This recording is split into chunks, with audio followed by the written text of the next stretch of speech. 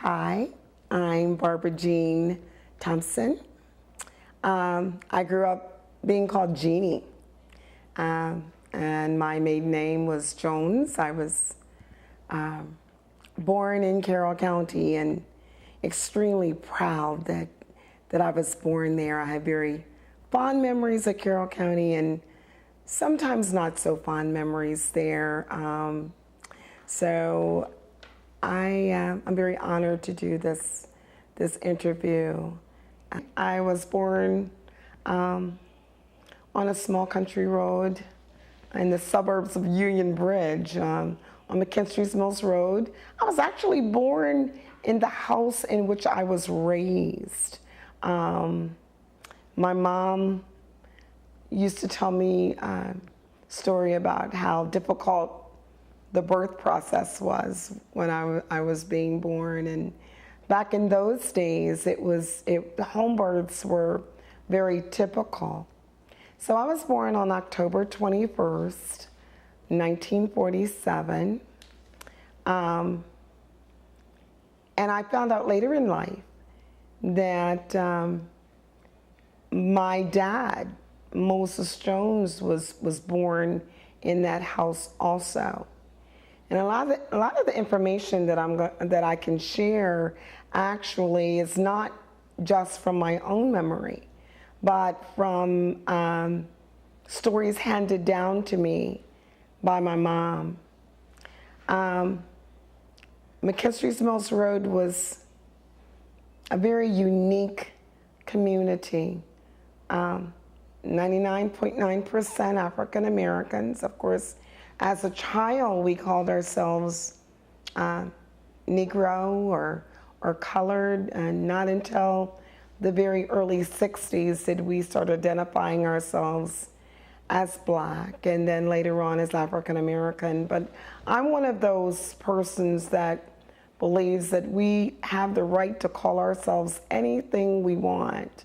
There are those that say, well, what do you guys want to be called? And I say, well, you know what? Out of all the races in the world, I truly believe that we should be allowed to call ourselves anything we wish to be called. We came here not by choice. And so we came with certain labels. Let me get back to my childhood. I loved growing up on McKinstry's Mills Road. We were poor, as a lot of Blacks were during that time. My mother, Mary Jones, did housework for more wealthy white people in the community of Linwood. Now, Linwood was just a couple of miles from where we grew up, but there was a vast difference in the economic status. So when I look back to my days growing up on McKinstry's Mills Road, I remember people like Miss Lucille Black, Miss Clarice Davis, and Mickey Hollingsworth, and Miss Gertrude Davis, and Miss Louise Davis, and Miss Kibby Howard, and all of these ladies just formed a very cohesive, close relationship. I remember very vividly the ladies getting together at each other's houses, especially around Christmas time. They would get together and they would proudly show the items that they had received at Christmas time and the items that the children had received. And certainly by today's standards, it probably wasn't a whole lot. But you know what? All of those items were special because it involved a lot of sacrifice. Christmas time, I know at our house, was a huge sacrifice for my mom and my dad. I remember being so closely connected to my mom and my 6 siblings that even though there was no kindergarten back then, I remember my early days at Robert Moton, which was then a segregated school in Westminster, and being separated from my mom was traumatic. But I easily got into the routine of going to school. I loved my school. I loved my teachers. My first grade teacher, Mrs. Shockley, she was probably the most strict teacher I've ever had. And I'm sure all those people that went to first grade with Mrs. Shockley said the same thing. But from day one, she put a pencil in your hand and she said, you're going to learn how to write your name. So I grew up loving books. And what would happen at our house was some of the people that my mom would work for would give her books to bring home, and my oldest sister, Wheezy, would read them to us. So school for me back then was a joy. We traveled to Robert Moton on a bus driven by my Uncle Dan. And I have since done a lot of research about why his bus was not equipped with a working heater, why his bus was so overly crowded. We would travel all those miles from Union Bridge to Westminster, and Uncle Dan would pick up many children along the ways, to the point that by the time we reached Robert Moton, kids would be standing in the aisles, 3 to a seat. And I think now that those persons that served on the Carroll County Board of Education should have been hanging their heads that they allowed such a safety issue to be created because of segregation. This whole separate but equal system that existed. But you know, despite all of that, despite the fact that I would get to school some mornings on winter mornings and my feet would be numb, because once again, that bus would be so cold. Uncle Dan did what he could to get the bus heated up. He would put an old kerosene heater on the bus prior to picking up the children. But then, of course, by the time we got to Westminster, the bus was so cold. Despite the fact that I would be I, along with my siblings, would be so cold, we would get to school, and those teachers at Robert Moton were just so exceptional and had such high expectations for all of us. So, you know, it was almost as if they were silently saying, well, you know what, I know you're cold, and I know you may not have had breakfast, but you know what? It's time to learn. And certainly, and because I've worked in the school system for a number of years, I now it's very, very different. Kids come to school, especially at the school where I'm in a support, and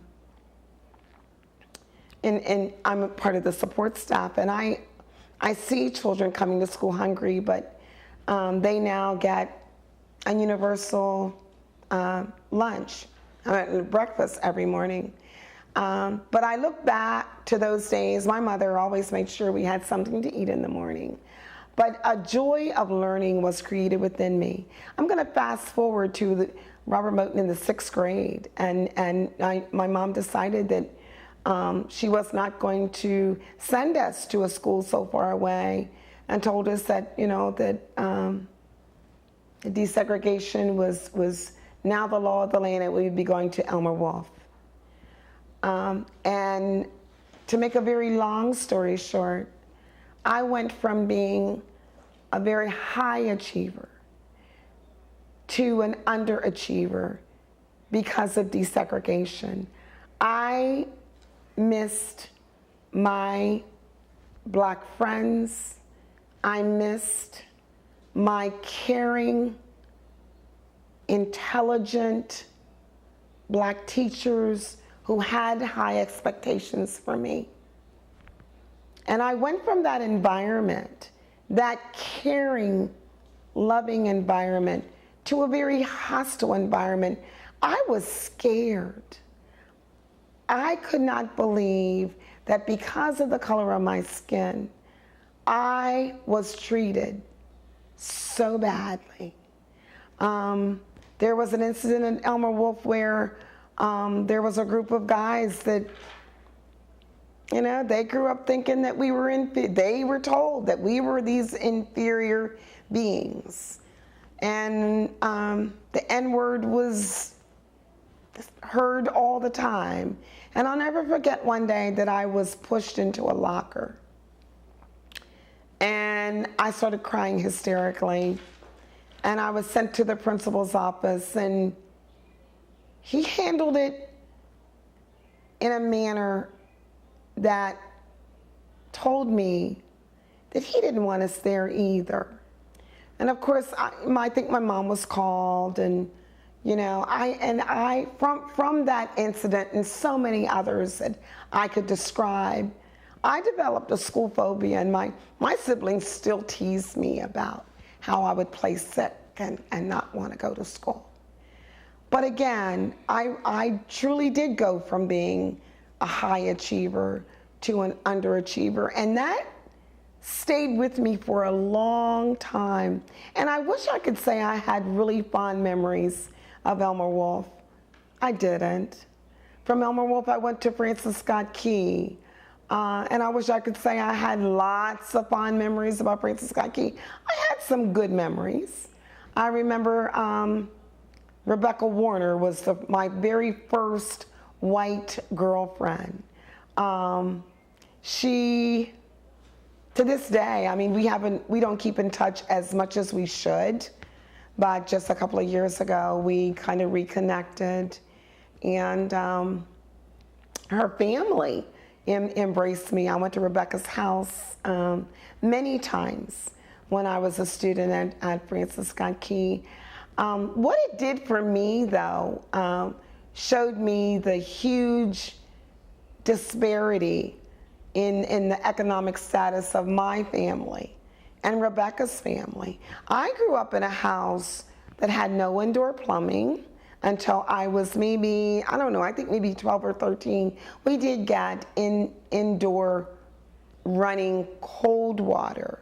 So we would have to heat water on the stove and pour water into a tub or into a basin, and that's how we took a bath. We had an outhouse. So truly, my experiences by today's standards would be almost like, oh my goodness, you must have lived horribly. But I didn't. I had a loving mom and caring siblings, and what was instilled in us, despite all the trauma of desegregation and all the changes that were taking place in our country, there were 7 of us in my family, and my mom instilled in us poverty is no excuse. And she used to say that all the time. And I look around at my siblings, and we all done well.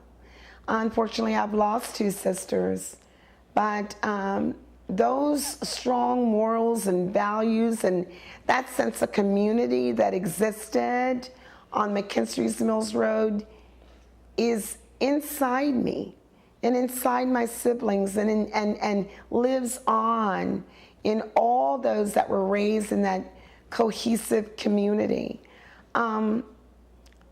If we were out playing and we did something wrong, the community was as such that it was okay for other parents to correct us. We knew that we were held accountable, not just to our parents. We were held accountable to other parents.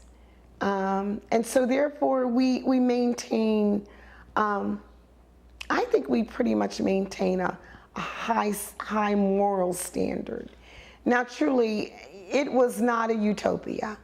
There were issues. My dad, unfortunately, had the disease of alcoholism, and I struggled for many years with dealing with those issues and trying to reconcile in my mind why he was the way he was. And in 1976, my sister Rose and I embarked on a journey where we decided to trace my dad's genealogy so that we could find out maybe why he was the way he was. And we had the opportunity to trace our paternal genealogy back to the year 1758. And we're really proud of that. And my dad's roots are in Carroll County.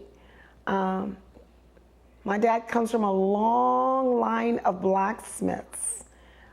His dad, Deronda Jones, had a blacksmith shop right on the land where I was raised, on McKinstry's Mills Road. By the time I was a child, that blacksmith shop was just a pile of logs.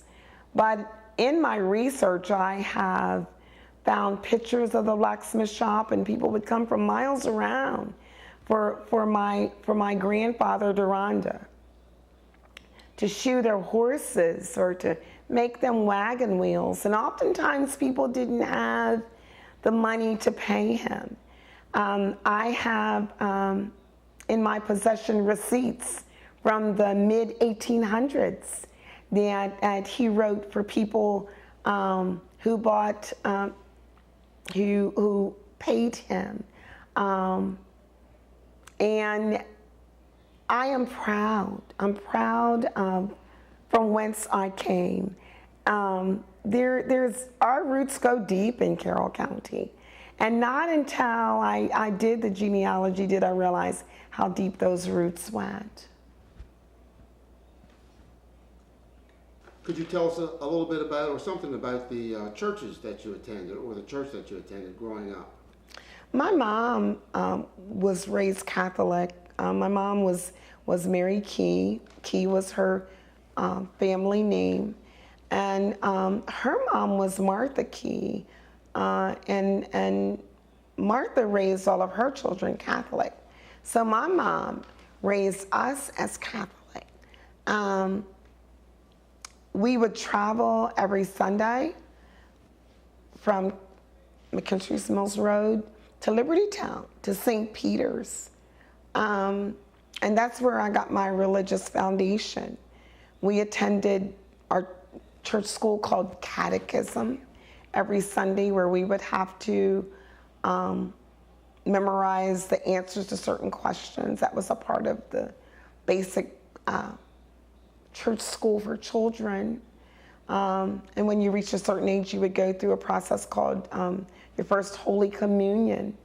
Now, back then, the whole Mass was in Latin. So you can imagine how, as a child, and I knew a little Latin, but I could never, ever figure out, even as a child, why am I sitting here listening to all this language I don't even understand? But my mom was a devout Catholic, and the nuns taught us how to say the rosary and say all the special prayers, and we would go to confession every Sunday. I remember riding in my dad's old Hudson, thinking to myself, now, how many lies have I told this week, or how many times was I disobedient? So I look back, actually, though, with fondness with my early religious upbringing.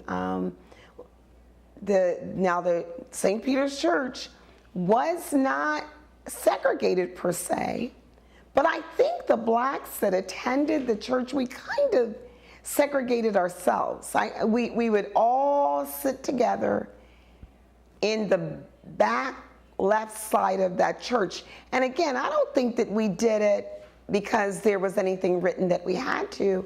I think, though, it gave us some kind of comfort level to be and to sit with people that looked like us, because the majority of the congregation at St. Peter's in Libertytown was actually white. So again, I have fond memories of my early church, my early religious foundation. Because after church, my grandmother, Martha Key, lived very close to the church. We would just walk down the alley and we'd be at her house. In fact, my grandmother was the housekeeper for the local priest. Whoever the local priest was, my grandmother was the housekeeper. So Martha Key, her name is very well known in that part of Frederick County. And it kind of made me proud that she had what I thought was a very special position within the Catholic Church, because everyone honored her and respected her because she was a caretaker, such a caretaker, a good caretaker of, and met all the priests' needs and cooked and cleaned. Could you share some more you've memories of growing up in Carroll County with us? I sure can. One of the highlights of growing up in Carroll County was I couldn't wait for the month of May, because that would be carnival time. And you have to understand that because of the level of poverty, we made our own fun. We'd play outside, and we played jacks and played Pacino, and just little simple things. And we led a simple life. But I couldn't wait for the month of May, because I knew the carnival would come to Union Bridge, and I knew that there would be a parade down Main Street in Union Bridge. However, when I look back now, I recognize that segregation was so alive and well. Even at the parades, blacks would gather, and again, I'm not quite sure whether it was purposeful or whether we simply gathered together because it gave us a comfort level. But there was a corner there. We called it Ingles Store Corner. And that's where the majority of the black people would gather to watch this parade. And I think the parade would be on Wednesday, which would be like midweek of the Fireman's Carnival. And I'll never forget how proud I was that my best friend to this day, Sharon Hammond, who became Sharon Jones, and once again, she and I are still best friends to this day. When she became a majorette for the Francis Scott Key High Band, and my brother Paul played the drums. And I'll never forget how proud we all were as a black community that segregation was finally easing up somewhat. For Sharon to be a majorette, for Paul to be playing the drums in the band. And I think if nothing else, I don't know about anyone else, it gave me a sense of hope that things would not be so separate forever.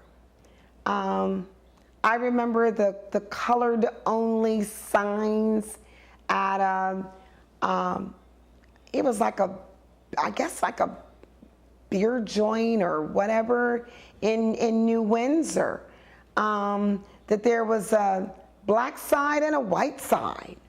And, and we would always have to go to the colored side to get served.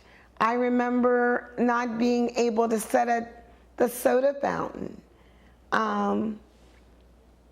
Those aren't good memories, but they serve as a testament as to how far we've come in this country. And if nothing else, I feel a sense of pride that I lived through those years and I was able to witness history and be a part of it. And once again, a lot of those memories are not good memories. I remember a dead crow being placed in Beverly Notes' locker, and the principal of the school trying to make as though it were a joke. But there again, we were in some ways fortunate to live through and to get through those times. And I truly believe that those historical times made me the person that I am. And now that I'm a grandmother, I'm able to share with my grandchildren firsthand stories of growing up poor on McKinstry's Mills Road. But when I say poor, we were simply poor because we didn't have the material things. We were definitely not poor in spirit. We were definitely not poor in steadfastness. We were not poor in determination. So poverty actually is a condition where you don't have things, but poverty cannot control your mind. Poverty can never kill your spirit. And those of us that grew up on McKinstry's Mills Road definitely did not kill our spirit. McKinstry's Mills Road produced all kinds of great people. You name a profession, and that profession is exemplified by someone that grew up on McKinstry's Mills Road in Carroll County. I very recently shared with some of the students at my school some information of how I traced my genealogy, and they sat mesmerized because it's very hard for them to imagine growing up in the conditions that I grew up. But I am truly proud to have grown up to be a member of Carroll County's finest. I'd already previously spoke about one of my favorite times of the year is the Fireman's Carnival, because it just kind of stands out in my mind. I so look forward to that, walking around with my girlfriends on the carnival ground and eating French fries and getting on the Ferris wheel. But as I think about it, there was another really, really special time that I look forward to, and that was the 4th of July picnic. It was held actually I think it was a cow pasture. But you know, black folk would come from miles around, and we would get together. It would be probably hundreds of people coming to this picnic.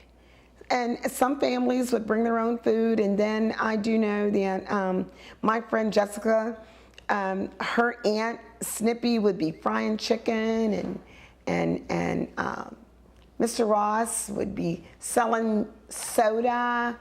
And you're probably thinking, well, what did you guys do at the picnic? Well, you know what? I don't really think we did a whole lot of anything, except it was the fellowship. It would be a day when you would be surrounded by people that look like you. It would be a day that you could look forward to and talk about, what are you wearing to the 4th of July picnic? You know? Be walking around with your girlfriends and just talking and seeing your parents go from one blanket to another and greeting each other and talking and just being together. And you know, there needs to be more of that these days. We need to slow down and just enjoy the fellowship of being together like we did back at that 4th of July picnic. I don't think that there were any games or I don't think there was like badminton or volleyball or anything like that. I think cars would just roll into that meadow, and the only downside, you had to make sure you didn't step in cow poop when you'd be walking around. But it was just a day of fellowship and sense of community. I don't even know whether that pasture still exists anymore. But then that night, when you were old enough, you could go to the dance at the hall. Okay, so you're probably saying, what was the name of the hall? It was called the Hall in Union Bridge. And one of the local bands, like the 5Bs, or I don't even remember their names. It'd be a bunch of local black guys would get together, and they would be sounding so good. The hall didn't have air conditioning. The adults would sit around downstairs or sit around outside, and the kids would dance and fellowship and dance. We'd learn all the latest dances, and we'd get our hair done, but it would be so hot in that place, your hair would sweat out and get kinky, and guys would be trying to rub all up against you, and but it was fun. It was just fun. So that, at the end of the day, for the 4th of July picnic, everybody went in Union Bridge to the hall and just had a really good time.